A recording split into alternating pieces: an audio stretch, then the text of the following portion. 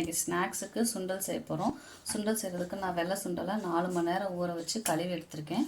இப்போ இதை வேக போட்டுக்கலாம். இதை வச்சு சுண்டல் முங்குற அளவுக்கு தண்ணி ஊற்றி நான் வேக போட்டிருக்கேன். இப்போ இந்த சுண்டலுக்கு தேவையான உப்பு சேர்த்துக்கலாம். இப்போ சுண்டலுக்கு தேவையான உப்பு போட்டுக்கலாம். ஸோ இதை மூடி போட்டு வேக வச்சுக்கலாம். சுண்டலை வேக வச்சு எடுத்துக்கிட்டாச்சு. சுண்டலை நான் வேக வச்சு வடச்சட்டியில் வேக வச்சு எடுத்துகிட்டேன். நீங்கள் குக்கரில் வச்சு கூட ஒரு 2 விசில் விட்டு எடுத்துக்கலாம். அடுத்து தாளிக்கிறதுக்கு பார்த்தீங்கன்னா பெரிய வெங்காயத்தை பொடி பொடியாக கட் பண்ணி வச்சுருக்கேன்.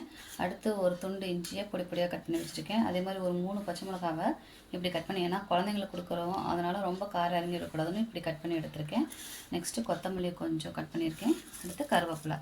அடுத்து தாளிக்கிறதுக்கு பார்த்திங்கன்னா தேங்காவை திருவுறதுக்கு பொதுவாக நான் என்ன பண்ணியிருக்கேன்னா ஈஸியாக நம்ம ட்ரையாக மிக்சியில் போட்டு இப்படி அடித்து எடுத்துக்கலாம். ஸோ அடித்து எடுத்தோம்னா அதுவுமே எப்படி தான் இருக்கும், நம்ம திருகின மாதிரி தான் இருக்கும். ஸோ இப்போ இதெல்லாம் வச்சு நம்ம தாளிக்கலாம். வச்சு வடச்சட்டி வச்சுக்கலாம் தாளிக்கிறதுக்கு. இப்போ சட்டி சூடானதும் எண்ணெய் ஊற்றிக்கலாம். இப்போ எண்ணெய் சூடாயிருச்சு. கடுகு உளுந்து பருப்பு போட்டுக்கலாம். கடுகு உளுந்து பருப்பு பொரியட்டும்.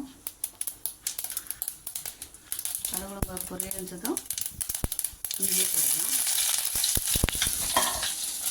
அடுத்து பொடி பொடியாக கட் பண்ணி வச்சுருக்கிற ஆனியன், பச்சை மிளகாய், கருவேப்பிலை எல்லாம் போட்டு ஆல்ரெடி நம்ம சுண்டலை உப்பு போட்டு தான் வேக வச்சுருக்கோம். அதனால் உப்பு இந்த ஆனியனுக்கு அளவான உப்பு மட்டும் போட்டுக்கலாம்.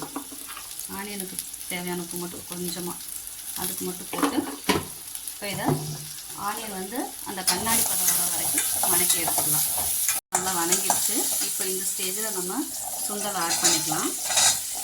இப்போ இதுவே நம்ம பெரியவங்களுக்கு செய்கிறோம் அப்படின்னா இதோட நமக்கு காரம் வேணும்னா கொஞ்சம் மசால் பொடி போட்டுக்கலாம், இல்லை கரம் மசாலா போட்டு வணக்கி விட்டுக்கலாம் ஆனியனோடவே.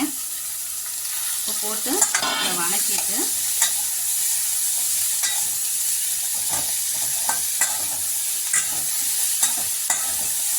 இந்த சுண்டலில் ஒரு கொஞ்சம் தண்ணி இருக்குன்னா அந்த தண்ணியெல்லாம் இஞ்சளவுக்கு 2 வணக்கிட்டு அதுக்கப்புறம் நம்ம அடித்து வச்சுருக்க தேங்காவை கொட்டிக்கலாம். இப்போது அந்த தேங்காவை ஆட் பண்ணிக்கலாம். இப்போ நமக்கு எவ்வளோ தேவையோ அவ்வளோ மட்டும் தேங்காய் ஆட் பண்ணிக்கலாம். சில பேருக்கு தேங்காய் நிறையா போட்டால் பிடிக்கும், சில பேருக்கு கம்மியாக இருந்தால் பிடிக்கும். ஸோ உங்கள் தேவைக்கு ஏற்ற மாதிரி தேங்காவை ஆட் பண்ணிக்கலாம். தேங்காய் அந்த வணங்குற வரைக்கும் நம்ம வணக்கி விட்டுக்கலாம்.